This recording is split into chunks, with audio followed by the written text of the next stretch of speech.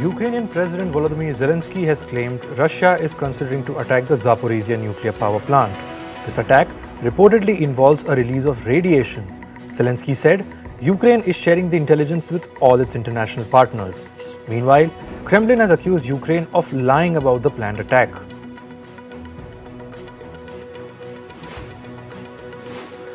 The bridge linking Crimean Peninsula to a Ukrainian region partially occupied by Russia has been damaged. The Russian-installed governor of Crimea said that the bridge was damaged during the night.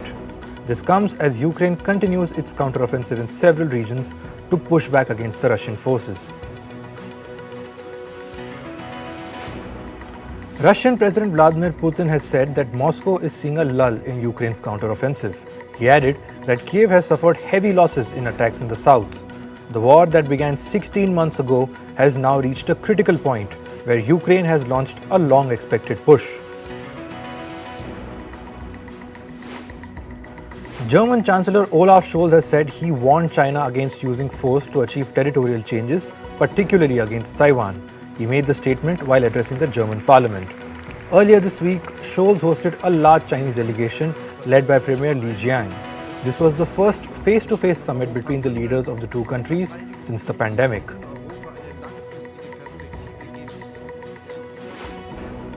New Zealand's Prime Minister Chris Hipkins has reacted to US President Joe Biden's latest remarks on his Chinese counterpart Xi Jinping. Biden called Xi a dictator. Hipkins said he does not agree with Biden. The New Zealand PM is scheduled to visit China from the 25th of June to the 30th of June. He will be leading a trade delegation that includes some of New Zealand's biggest companies. China called Biden's remarks a violation of political dignity. US Secretary of State Antony Blinken met the new Turkish Foreign Minister on Wednesday. The meeting comes ahead of the NATO summit scheduled for next month. Turkey has objected to Sweden's bid to join NATO, citing security concerns. However, other members of the bloc have expressed hope that Sweden will become a NATO member in time for the mid-July summit. Clashes broke out in war-torn Sudan again. This comes after a 72-hour ceasefire between the Sudanese armed forces and the Rapid Support Forces came to an end. The Sudanese armed forces launched airstrikes on two military sites operated by Rapid Support Forces. This happened in southern Khartoum. Fighting between the two groups broke out in April this year.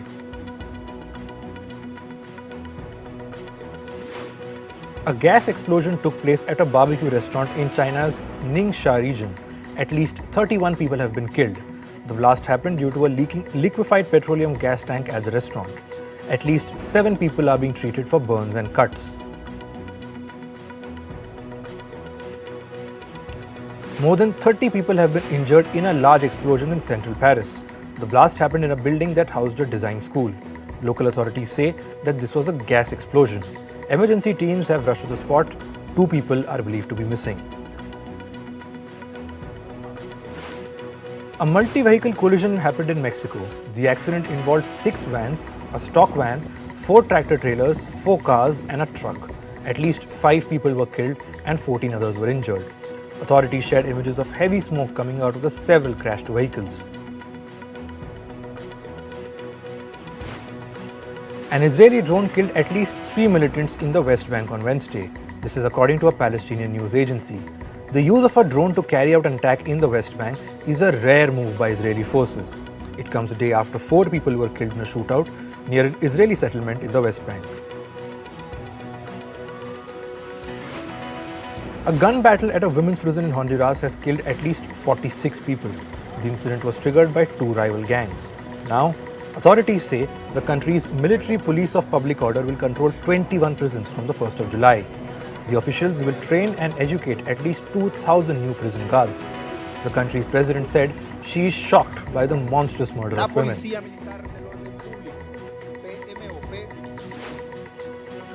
The Biden administration said it will make it easier for Indians to live and work in the United States.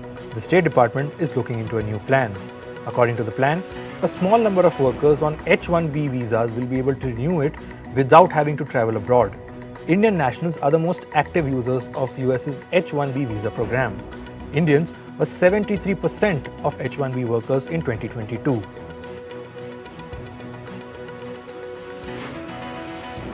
Moving on to climate, the flood situation in India's northeastern state of Assam has worsened. Over 1 lakh people in 20 districts have been affected by the deluge. Several rivers are flowing above the danger mark due to heavy rains in the region. Meanwhile, relief camps have been set up and rescue operations are underway.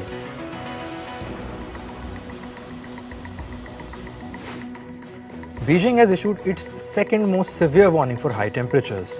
The Chinese capital raised an orange alert. It has warned that temperatures could rise as high as 39 degrees Celsius in most parts of the city. Scorching heat is expected to persist through the weekend.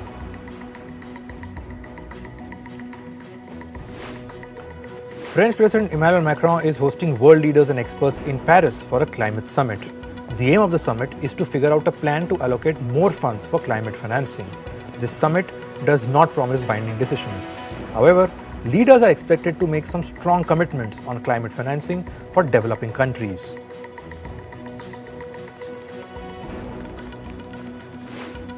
People held a protest against a French city of Nantes. The protest was against the shutdown of climate NGO called Uprisings of the Earth. A French government official accused the group of encouraging demonstrations in March against an irrigation reservoir.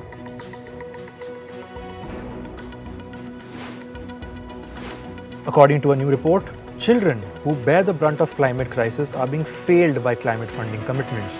Only 2.4% of key global climate funds can be classified as child responsive.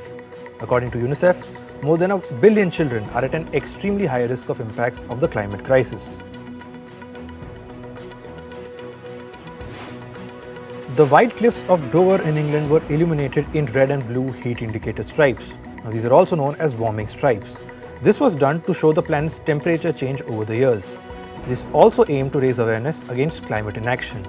The graphics that indicate global warming were created in 2018.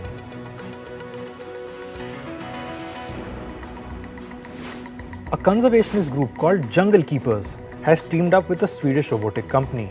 This is to pilot a new study to reforest the Madre Dios region in the Peruvian Amazon. Under the plan, the company provides robots that help plant trees. In the center of the forest is a solar-powered nursery where the Yumi robo plants the seed of trees. The robo is capable of planting 600 seeds within hours. Moving on to business, the Swiss National Bank has said that it is crucial to draw lessons from the fall of Credit Suisse. The central bank said this in its 2023 Financial Stability Report. It would consider measures that would prevent such events in the future. The bank will also ensure a range of options to stabilize and recover banks in the event of a crisis. According to reports, Swiss financial giant UBS will start cutting some investment banking jobs from next month. The reductions will affect Credit Suisse employees in Australia and China. This comes after UBS completed the takeover of Credit Suisse last week. JP Morgan's commercial bank business will enter Singapore and Israel this year. This will increase the commercial bank's footprint in 28 countries. The financial firm has been beefing up its global presence, intending to quadruple its commercial clients. Meanwhile, financial firm JP Morgan has reportedly cut about 20 investment banking positions. The cuts have affected the firm's Asian operations. Employees covering deals in areas like consumers, healthcare, and private capital markets have been impacted. This is the second round of layoffs at JP Morgan in Asia this year.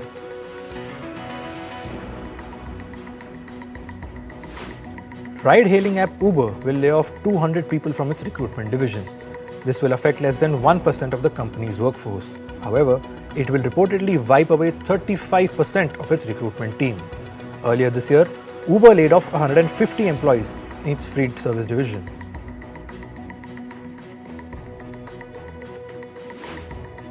An Australian lawmaker has come up with a report on the tax leak scandal by a regional unit of PricewaterhouseCoopers.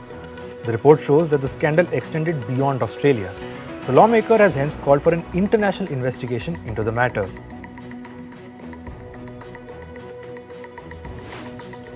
The German economy will contract more than previously expected this year. This is according to the country's economic think tank IFO Institute. It expects Germany's GDP to fall by 0.4% this year. This is a dip from an earlier forecast of a 0.1% drop. The Federal Trade Commission has accused Amazon of enrolling millions of customers into its paid subscription without their consent. The e-commerce giant also allegedly made it difficult for customers to cancel their Prime membership. The FTC said that Amazon used deceptive interface designs. These tricked consumers into enrolling and renewing their membership.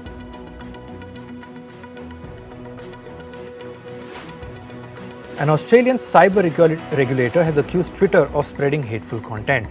The regulator has demanded explanation from the social media firm on its handling of online hate. Reports say Twitter has become the country's most complained about platform. This is ever since Elon Musk bought the microblogging site last year.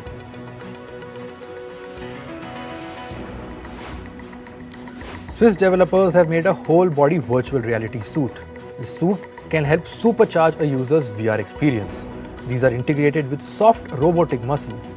The leader of the project said that the main objective was to make a system more akin to the human body. Moving to sports, in cricket, the Pakistan board's incoming chairman Zaka Ashraf has once again changed his stance on Asia Cup's hybrid model. The Asia Cup will be jointly hosted by Pakistan and Sri Lanka this year.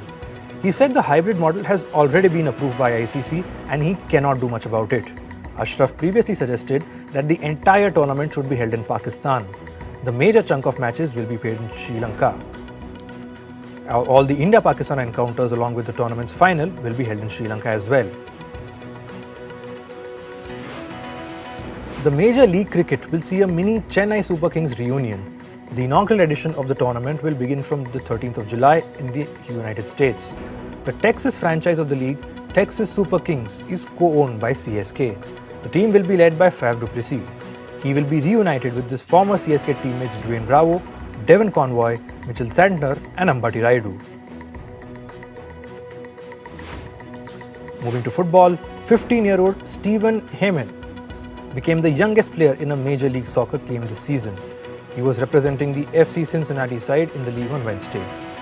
Jimenez debuted as a substitute in the 90th minute of the game. Cincinnati beat Toronto 3-0 when the youngster made his debut. Manchester City's midfielder Ilkay Gundogan will join La Liga side Barcelona. The 32-year-old played an instrumental role in Manchester City's maiden Champions League trophy. He is believed to have been offered a 3-year contract by Barcelona. Gundogan is likely to join the Spanish side when his City contract expires at the end of June.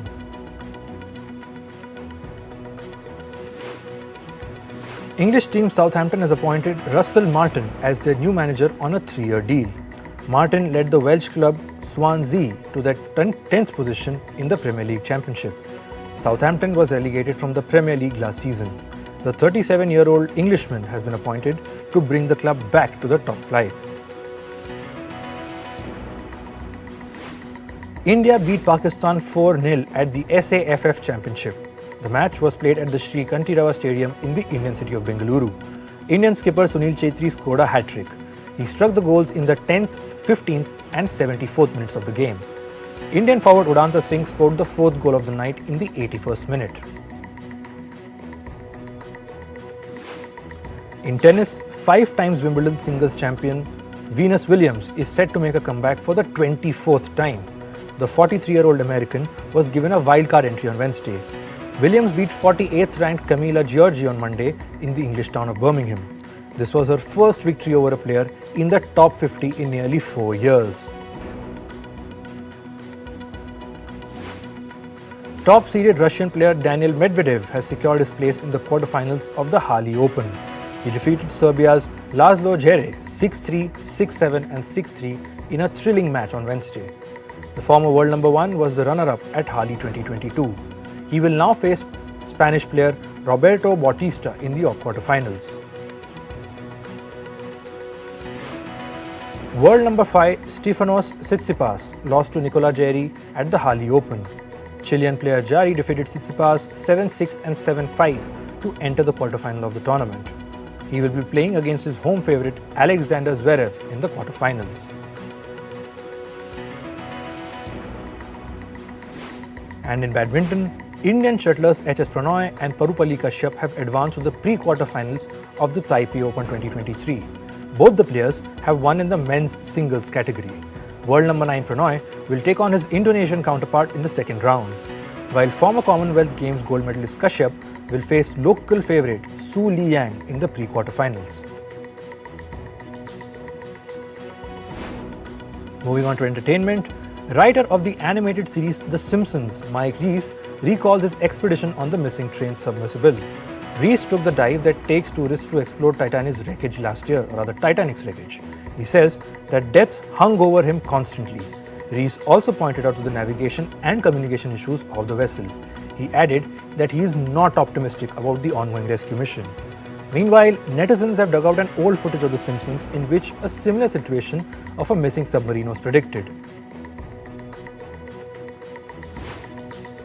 K-pop band Tomorrow X Together and pop band Jonas Brothers are collaborating on their first song, titled Do It Like That. The song will release on the 7th of July. A music teaser video and concept photos will keep the fans engaged before the official song release. Rappers Bad Bunny and Travis Scott are collaborating on their first ever song. Bad Bunny confirmed the news and said that the two worked on the song a while back. However, the rapper also added that he might not release the song this year. Singer Elton John and his band have made history by becoming the top grossing tour of all time. His Farewell Yellow Brick Road tour has grossed more than $887 million.